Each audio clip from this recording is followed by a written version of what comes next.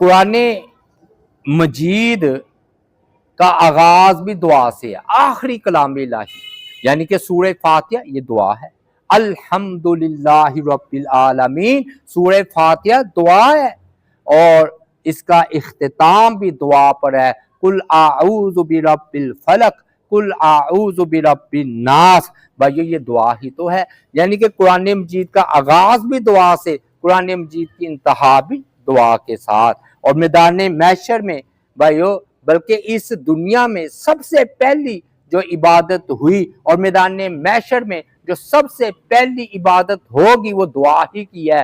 حضرت آدم علیہ السلام زمین پر آئے تو انہوں نے آ کر کہا ربنا ظلمنا انفسنا، اور بھائیو یہ ربنا ظلمنا انفسنا کہنا یہ دعا ہی تو ہے۔ اور جب حساب کتاب شروع نہیں ہوگا، رسول اللہ صلی اللہ علیہ وآلہ وسلم سجدے میں گر جائیں گے، فرمایا میں اس دنیا کے مطابق 7 دن سجدے میں گرا رہوں گا، اللہ تعالیٰ سے دعا کروں گا، پھر اللہ تعالیٰ فرمائیں گے کہ اے نبی علیہ السلام اپنا سر مبارک اٹھائیے، جو مانگی آپ کو دیا جائے گا۔ معلوم ہوا اس دنیا میں جو سب سے پہلی عبادت ہوئی وہ دعا ہے، میدان محشر میں بھی جو سب سے پہلی دعا عبادت ہوگی وہ دعا ہی کی ہوگی۔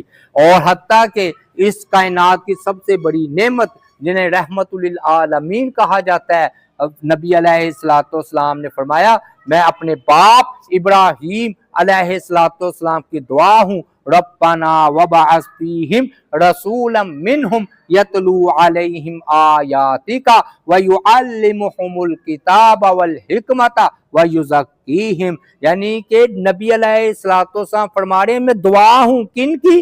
ابراہیم علیہ السلام کی۔ اور حضرت عمر کون ہے؟ حضرت عمر رضی اللہ تعالی عنہ ہمارے نبی علیہ السلام کی دعا ہے۔ معلوم ہوا یہ دعا کی اہمیت ہے۔ بھائیو دعا جو ہے نا کسی بھی طور پر رائگاں اور ضائع نہیں جاتی۔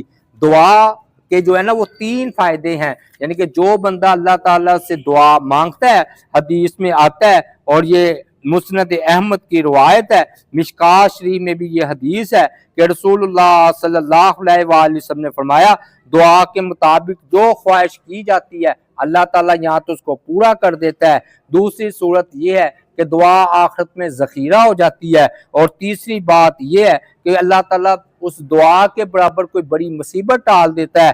تو صحابہ کرام نے یہ سن کر عرض کیا تب تو ہم کثرت سے دعا کریں گے، تو رسول اللہ صلی اللہ علیہ وآلہ وسلم نے فرمایا کہ اللہ اکثر، اللہ کے خزانے بہت زیادہ ہیں، جتنی تم زیادہ دعا کرو گے اللہ تعالیٰ کے خزانوں کے مقابلے میں تمہاری دعائوں کی کثرت چھوٹی ہے۔ تو اس لیے بھائیو اللہ تعالیٰ کی ذات پاک دعا کو لازماً قبول فرماتے ہیں، اس لیے دعا عبادت بھی ہے اور فائدے سے جو ہے نا وہ فائدے سے خالی نہیں۔